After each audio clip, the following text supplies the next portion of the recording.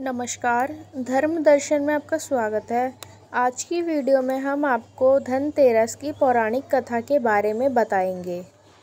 शास्त्रों में वर्णित कथाओं के अनुसार समुद्र मंथन के दिन भगवान धन्वंतरी अपने हाथों में अमृत का कलश लेकर निकले थे। उस दिन कार्तिक मास के कृष्ण पक्ष की त्रयोदशी तिथि थी और उस दिन भगवान धन्वंतरी समुद्र से कलश लेकर प्रकट हुए थे।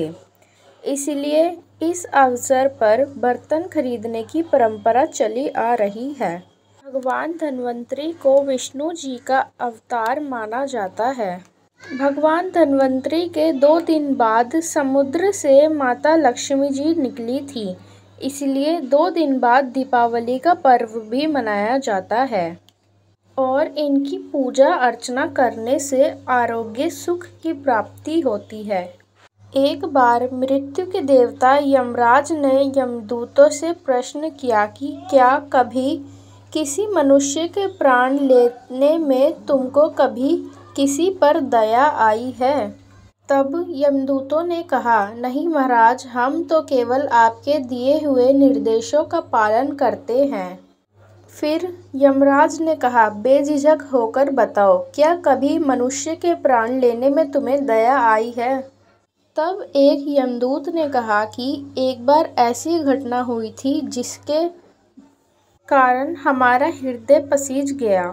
एक दिन हंस नाम का एक राजा शिकार पर गया था और जंगल में रास्ता भटक गया। भटकते भटकते वह दूसरे राजा की सीमा पर चला गया। वहाँ एक हेमा नाम का शासक था। उसने पड़ोस के राजा का आदर सत्कार किया। उस दिन राजा की पत्नी ने एक पुत्र को जन्म दिया।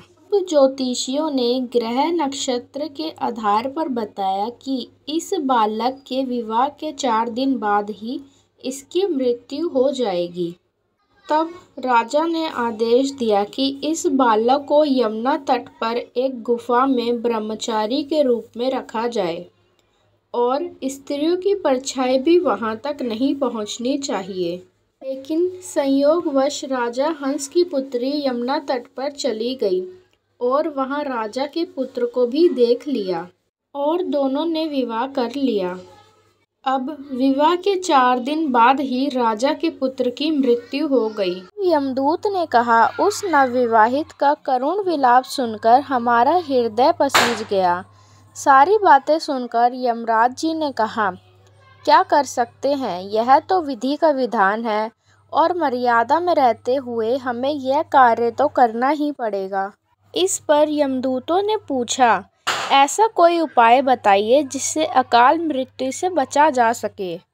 तब यमराज ने कहा, धनतेरस के दिन विधि विधान के साथ पूजा अर्चना और दीपदान करने से अकाल मृत्यु नहीं होएगी।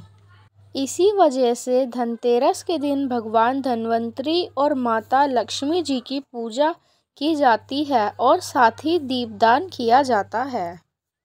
ऐसी और जानकारियों के लिए हमारे चैनल को सब्सक्राइब करें। धन्यवाद।